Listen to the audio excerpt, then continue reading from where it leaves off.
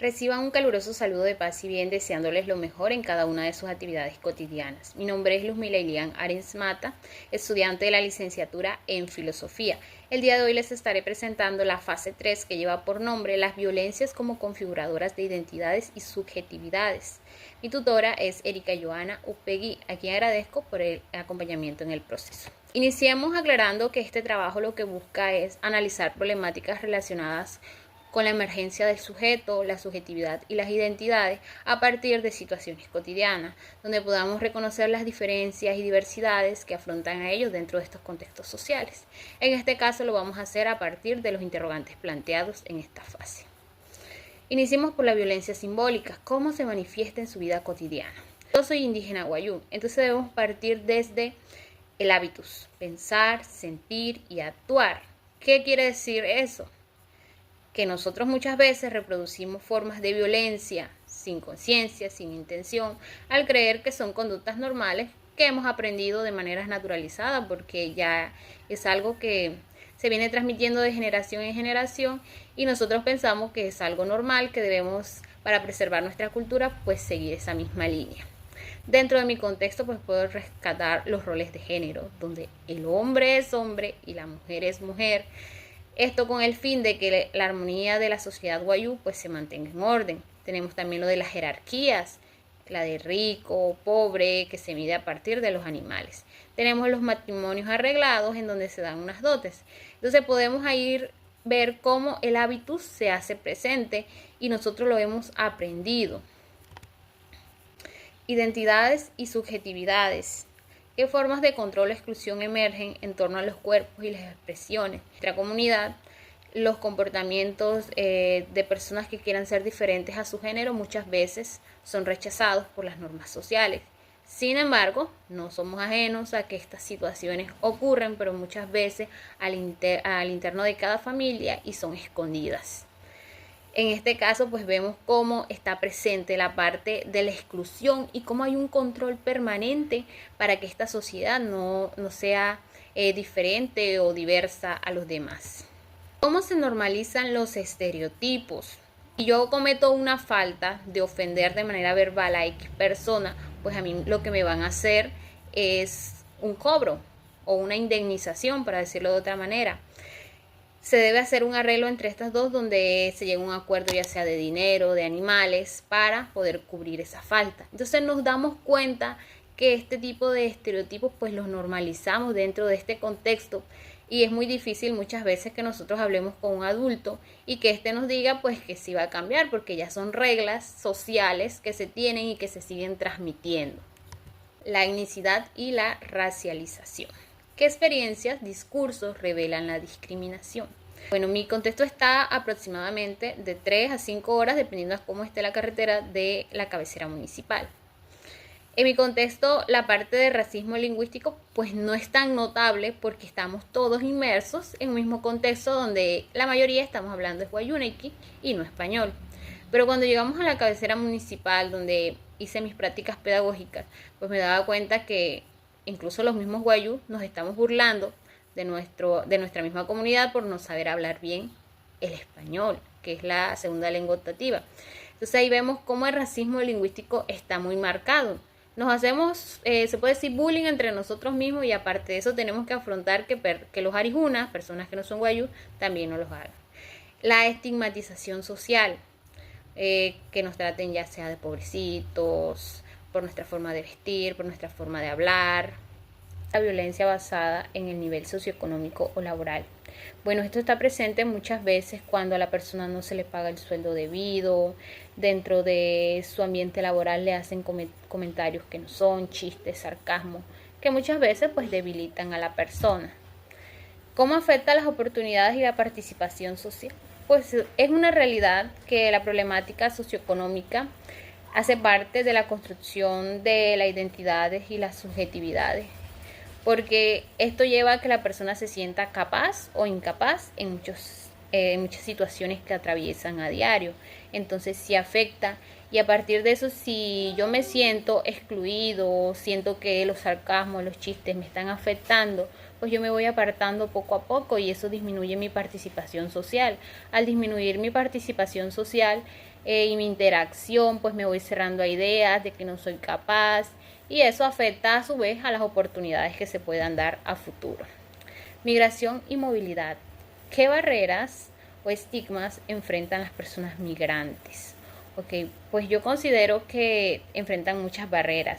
Entre ellas tenemos el racismo por su modo de hablar, por su modo de vestir, por sus colores de piel.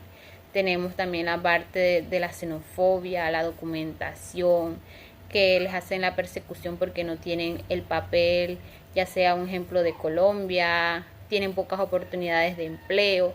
Y una parte muy importante es la del choque cultural, que muchas veces pues lo agarramos, como les venía diciendo, en bromas.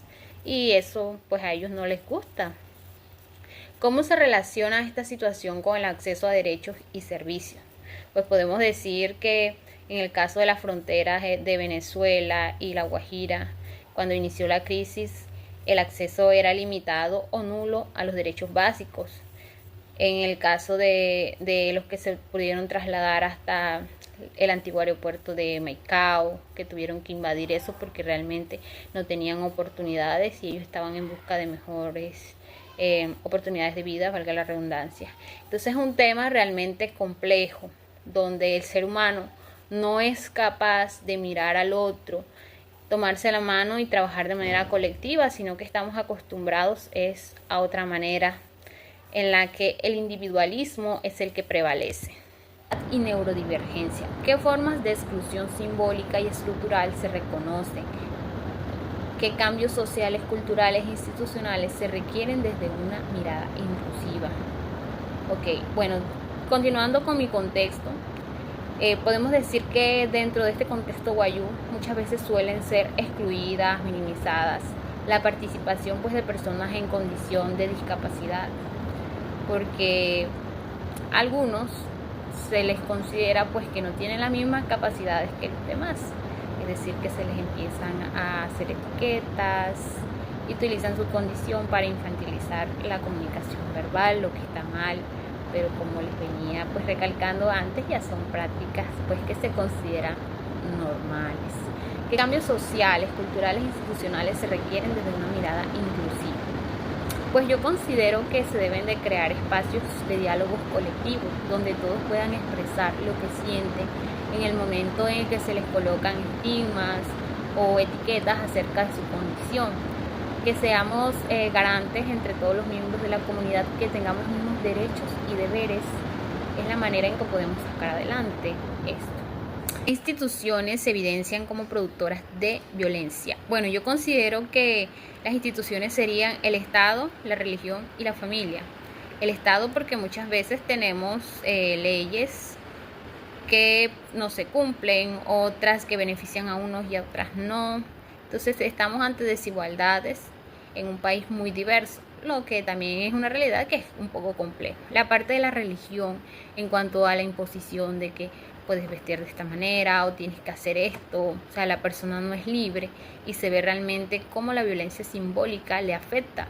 Y la familia porque desde el hogar es donde se empiezan a forjar la parte del carácter, el comportamiento y muchas veces pues de manera naturalizada o aprendida hacemos que muchas prácticas sean normales y de ahí la gran influencia de la familia. Explique si la burocracia en las instituciones es promotora de violencias y de qué tipo. Pues bueno, yo considero que la violencia institucional por la criminalización en protestas, la desaparición forzada y la violencia estructural desde las políticas de exclusión.